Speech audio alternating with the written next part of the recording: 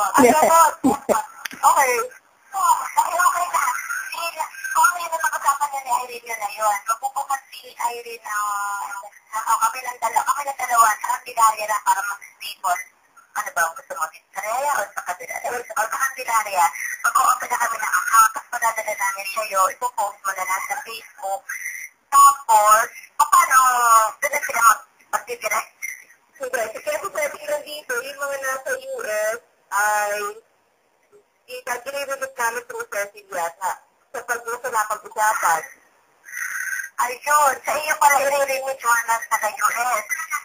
Ay, ibig sabihin ito ang account para sa amin na rin ito? Magkano pagka-contribution natin yung bawat isa meron na kaya idea? How much? Magkano kaya? Isa. Yung account mo na, yung account. Pero, yung account, gusto ko na i-plano ulit. Sa batch natin yung expenses para sa expenses natin sa darating na reunion, whether sa SGA yun o para sa exclusive reunion natin. Okay? Now, lahat ng magiging expenses natin doon, lahat ng magiging expenses ng reunion ay manggagaling doon. Whether donation siya, commitment natin sa SJA, at lahat-lahat ng magiging expenses natin sa reunion na gagawin. Okay? Okay. Now, dalawa kami ni Irene, nag-ano nun, you will be responsible to show yung balance sheet at the end of the affair. Oo, no problem about that. Atin lang paano yung contribution? Since hindi pa natin kung nakikita kung paano yung gagastusin, yung magbubukas kami, kunyari, magbubukas kami sa Lunes, paano, halimbawa, magkano contribution para doon na yung pasok. Yeah, okay, but easy. Ganito contribution. Yung mga nagtatrabaho, especially dito sa United States, sa Estados Unidos, nagkaroon na kami ng agreement na bibigay kami ng $200 each. $200 each. Magkano yun sa peso natin? Pero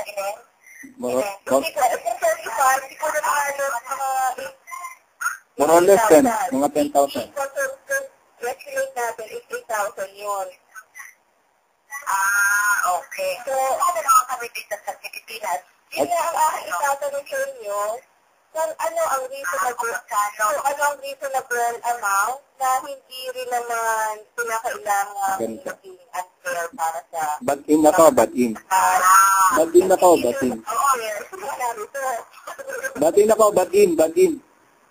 O, sige. Hello, Bebot. Para malaman natin, although meron ng... Hello, kinig mo ako, Bebot? Hello. Okay.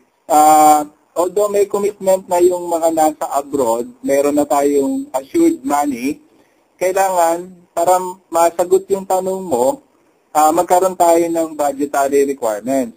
So, ano ba yung mga possible expenses na gagamitin natin during doon sa activities? Doon, pwede tayong mag-estimate kung magkaano ba ang pwede pang idagdag ng mga nasa Pilipinas. Kasi unless meron na tayong budget requirements, o halimbawa, expenses natin sa mga accommodation, sa food, among other things, doon pala makikita natin kung magkano ba yung ating pwedeng pagtulungan pa para maayos yung ating reunion. Diba? Clear. So far sa ngayon ay activated nga ng mga nag-bless ako $100. So ba't ilan nga yung ating numbers? 25. 25, ano? Meron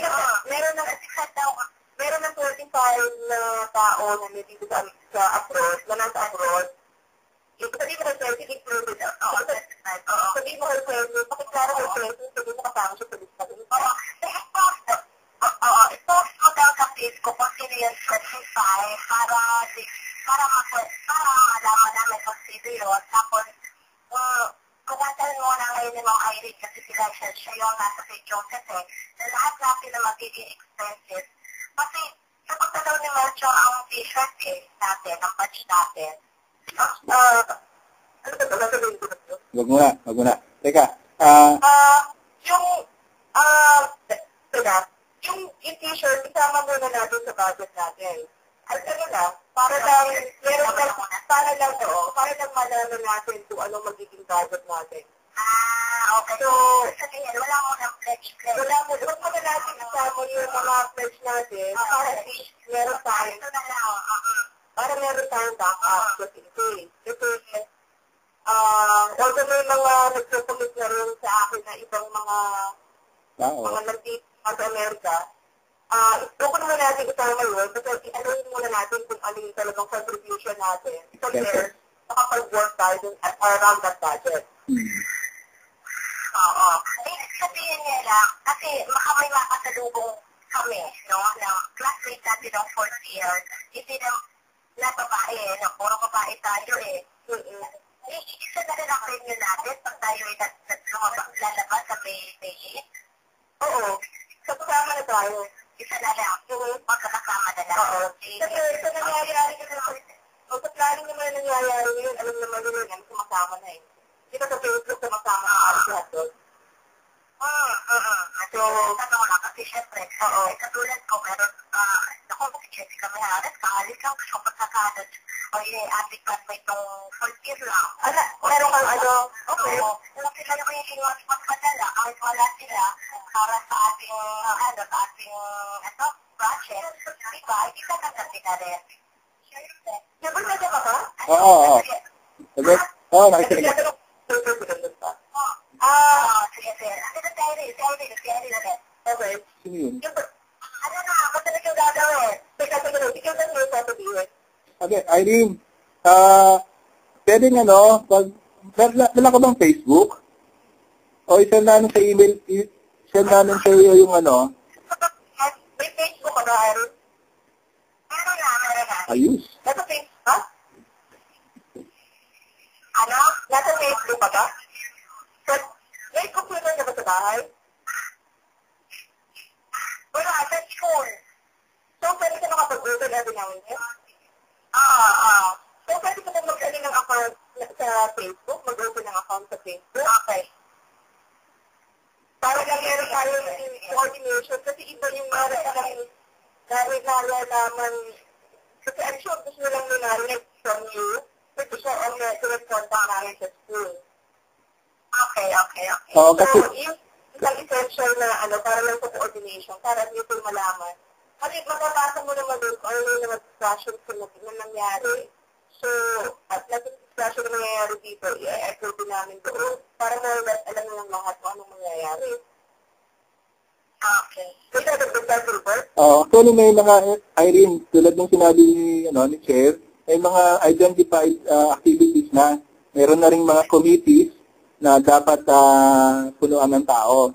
Ngayon, ang concern ko sa ngayon, sana makapag-post ka nung mga master list ng mga classmates natin at the same time, kung mayroong mga address na, ay para by January, February, March,